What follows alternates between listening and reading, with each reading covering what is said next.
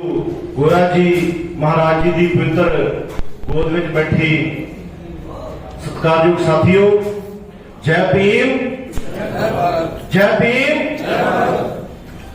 साथियों, अज मान्यवर साहब श्री कांशी राम जी नूं आपां डेडिकेट करके एक जिहड़ा प्रोग्राम कर रहे हैं।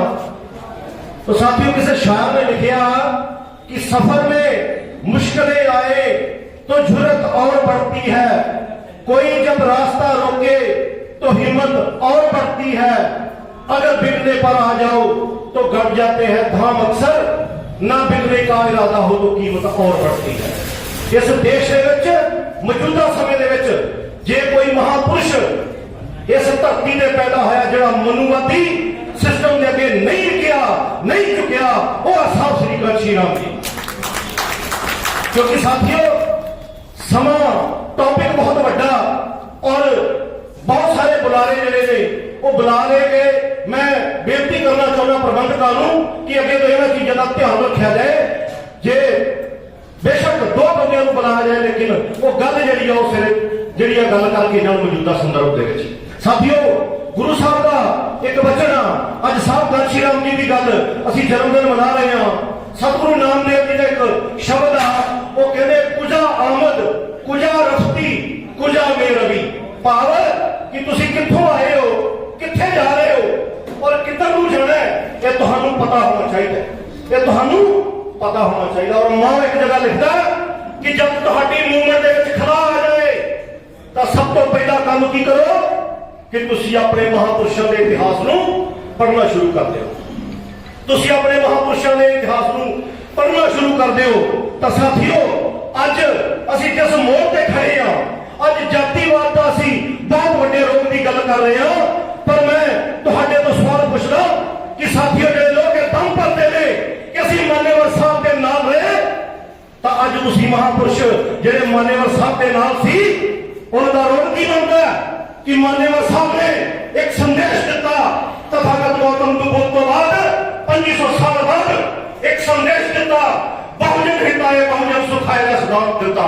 कितने लोग ने जेडे आज ब्राह्मणवाद नूं पढ़ रहे हैं, लेकिन कितने लोग ने जेडे ये गल दिल दे विच पढ़दे कि मैं जाति दा गंद अपने दिमाग तो कर दिता, मैं मान्यवर साहब का सच्चा पैरोकार हां कि मैं मान्यवर साहब के रस्ते में चलांगा। कितने लोग ने? शायद कोई भी नहीं। अज गल्लां करनियां बहुत सौखियां ने। एक 30 साल का नौजवान जिन्हें अपनी सरकारी नौकरी छड्डी और 30 साल का नौजवान 50 साल की उम्र तक उस महापुरुष ने तो बहुत बड़ी मूर्ख खड़ी कर दी। और असी ये काम करते हैं कि असी की असी 85% एक शार लिखता कहंदा इस गल्लों नहीं कभी इतिहास बनते। ध्यान नाल सुनो गल, इस गल्लों नहीं कभी इतिहास बनते केड़ी कौम ने किन्ने पूर जमे। असी 85% का दम भरने वाले लोग की कहने और शायर की लिखता है, कहता इस गल्लों नहीं कभी इतिहास बनते केड़ी कौम ने किन्ने पूर जमे, आने वाली नस्लों ने पूछ रहे केड़ी कौम ने किन्ने मंसूर जमे। तुहाडे किन्ने लोग ने जिहड़े मान्यवर साहब दा अंदोलन चलाउंदे ने, पिंडां च जांदे ने? किन्ने लोग ने जिहड़े मान्यवर साहब नूं सामने वेखिया और मान्यवर साहब ने 50 साल की उम्र तक इस देश की ब्राह्मणवादी व्यवस्था को हिला के रख दिता। किन्ने लोग ने जिहड़े लोग अज भी मान्यवर साहब के उस अंदोलन से चलने की कोशिश कर रहे हैं?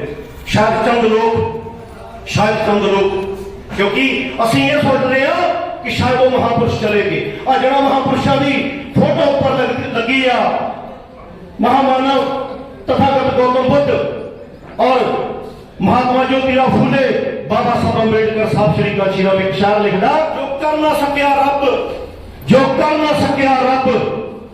तू इंसान होके कर गया, जो कर ना सकिया रब तू इंसान होके मर गया कर गया, तेनू कौन कहता मर गया, तेनू कौन कहता मर गया। अज मान्यवर साहब कांशी राम साडे विच जिंदा ने।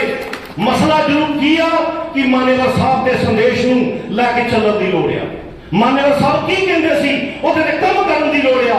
और कदे मान्यवर नहीं, मान्यवर तो पहला बाबा साहब अम्बेडकर ने यह चीज जिहड़ी वो प्रैक्टिकल रूप दे विच जिहड़ी करके दिखाई। जब बाबा साहब अम्बेडकर ने तथागत गौतम बुद्ध की शरण जाना सी तो उन्हें देश के दो महापुरुषों को सुना भेजा कि मैं इन्नी तरीक को तथागत गौतम बुद्ध की जे तुसी कोई मेरे नाल आना चाहते हो तो आओ। तो साथियों वो दो महापुरुष सी, एक पेरियरी वी रामास्वामी और दूसरे गाडगे महाराज। और साथियों गाडगे महाराज एक फकर फकीर की तरह सी और कहते कि वो फिरते फिरते बहुत दूर ਜਿਹੜੇ ਉਹ निकल गए और जिस दिन वो वापस आए तो 20 दिसंबर का दिन सी।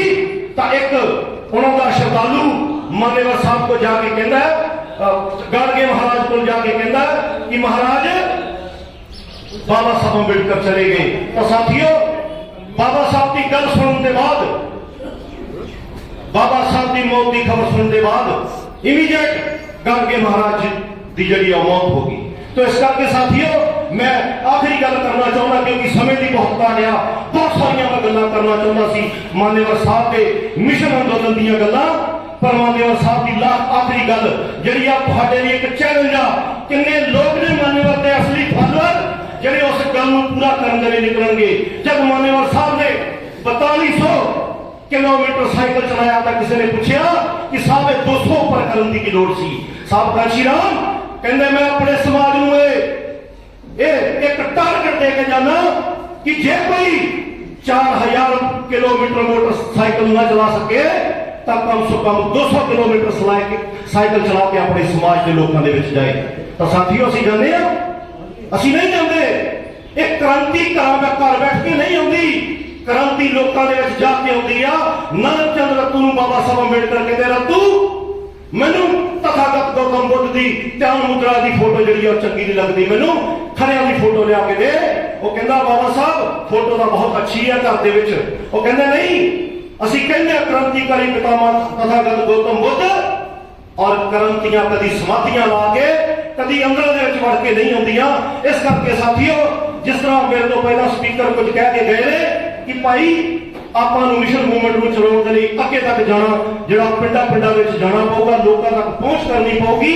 ਮਾਨੇਵਾ ਸਾਹਿਬ ਦਾ ਸਿਧਾਂਤ ਜਿਹੜਾ ਸਾਡੇ ਕੋਲ ਆ, ਬਹੁਜਨ ਹਿਤਾਏ ਬਹੁਜਨ ਸੁਖਾਏ ਦਾ ਸਿਧਾਂਤ ਸਾਡੇ ਕੋਲ ਆ, ਲੇਕਿਨ ਦੁਸ਼ਮਣ ਜਿਹੜਾ ਮਾਨੇਵਾ ਸਾਹਿਬ ਦੇ ਸਿਧਾਂਤ ਨੂੰ ਖਤਮ ਕਰ ਰਿਹਾ। ਸਾਹਿਬ ਕਾਂਸ਼ੀ ਰਾਮ ਜੀ ਨੇ ਇੱਕ ਗੱਲ ਕਹੀ ਸੀ, ਜੋ ਜ਼ਮੀਨ ਸਰਕਾਰੀ ਹੈ ਉਹ ਜ਼ਮੀਨ ਹਮਾਰੀ ਹੈ।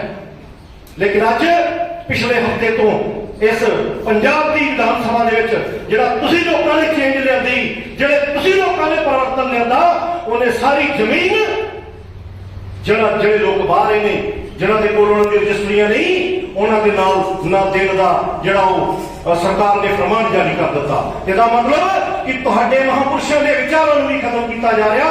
इस करके साथियों जे अपने महापुरुषों के विचारों के उपर तुसीं चलदे हो तब तुहाडा समाज जड़ा अगे वधूगा।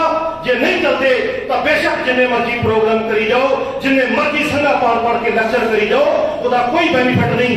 इसलिए नौजवान साथियों को मेरी बेनती है कि 30 साल की उम्र के मान्यवर साहब अपना नौकरी जी ठोकर मारते हैं। साथियों मैं नहीं कहता तुम नौकरी ठोकर मारो, पर मान्यवर साहब की तरह लोगों के जाना जड़ा शुरू करो, इस देश के परिवर्तन लिया के आओगे, अदरवाइज परिवर्तन आने की कोई चांस नहीं। धन्यवाद। इन्नियां बेनतियां करता हुआ राजा चाहना क्योंकि समय की बहुत घाट आ, मैं बहुत सारिया गल्लां तुहाडे साथियों नाल शेयर करना चाहता सी, लेकिन अज जिहड़ी समय की जिहड़ी घाट आ क्योंकि दुश्मन जिहड़ा उहदा दिल एडा वध गया कि एक साध 3 तरह दी किरपानां तुसीं देखिया होगा, 3 तरह दी किरपानां दिखा रहा। कहंदा एक दे नाल मैं स्वामी प्रसाद मौर्य का सिर लाना है और दूसरी के नाल राजेंद्र गौतम का सिर लाना है। तो साथियों का मतलब दुश्मन जिहड़ा है उन्हें कॉन्स्टिट्यूशन तुहाडा खत्म कर दिता। इस देश के विच मनुस्मृति का राज जिहड़ा वो पैदा हो गया।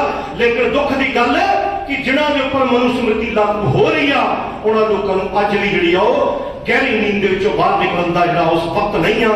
इस करके साथियों मान्यवर साहब नूं, तथागत गौतम बुद्ध नूं, बाबा साहब अंबेडकर और महात्मा ज्योतिराव फुले नूं सच्ची श्रद्धांजलि यही आ कि उन्हां दी तरह असीं उन्हां दे विचारां दा फलाह करन दे लई अपने घरों जिहड़ा एक रूटीन बनाईए कि लोकां दे विच जा के उनका प्रचार प्रसार करना। असीं इह ना देखीए कि कोई की कर रहा, असीं हमेशा जदों बैठदे अपना समाज तो अपने लीडरशिप की पट्टी असीं करनी शुरू कर देंगे हो। लेकिन मैं तुहाडे तो सवाल पूछदा, जिस दिन मोहन भागवत ने गल कही सी कि पंडितां ने जात पात फैलाई आ, किन्नियां हिंदू जथेबंदियां का बयान आया, एक का भी बयान नहीं आया। तो साडा समाज जिन्हों महाराजा भी माइक फड़ाओ और वो अपने लीडरशिप ਦੇ ਵਿੱਚ ਅਸੀਂ ਕਮੀਆਂ ਜਿਹੜੀਆਂ ਕੱਢਣੀਆਂ ਸ਼ੁਰੂ ਕਰ ਦਿੰਦੇ ਆ। ਸਾਥੀਓ ਥੋੜਾ ਜਿਹਾ ਆਪਣੇ ਦਿਮਾਗ ਇੰਟੈਲੈਕਚੁਅਲ ਲੈਵਲ ਥੋੜਾ ਜਿਹਾ ਵਧਾਈਏ ਤਾਂ ਅਸੀਂ ਆਪਣੇ ਮਹਾਂਪੁਰਸ਼ਾਂ ਦੀ ਮੂਵਮੈਂਟ ਨੂੰ ਕਾਮਯਾਬ ਕਰਨ ਦੇ ਵਿੱਚ ਕਾਬਲ ਹੋਵਾਂਗੇ। ਧੰਨਵਾਦ। ਇੰਨੀਆਂ ਕੁ ਬੇਨਤੀਆਂ ਪ੍ਰਵਾਨ ਕਰਿਓ। ਬੋਲਦਿਆਂ ਜੇ ਮੇਰੇ ਕੋਲ ਕੋਈ ਗਲਤੀ ਹੋਵੇ ਤਾਂ ਉਸ ਗੱਲ ਦੀ ਮੈਂ ਮਾਫੀ ਚਾਹੁੰਦਾ। ਜੈ ਭੀਮ, ਜੈ ਭਾਰਤ।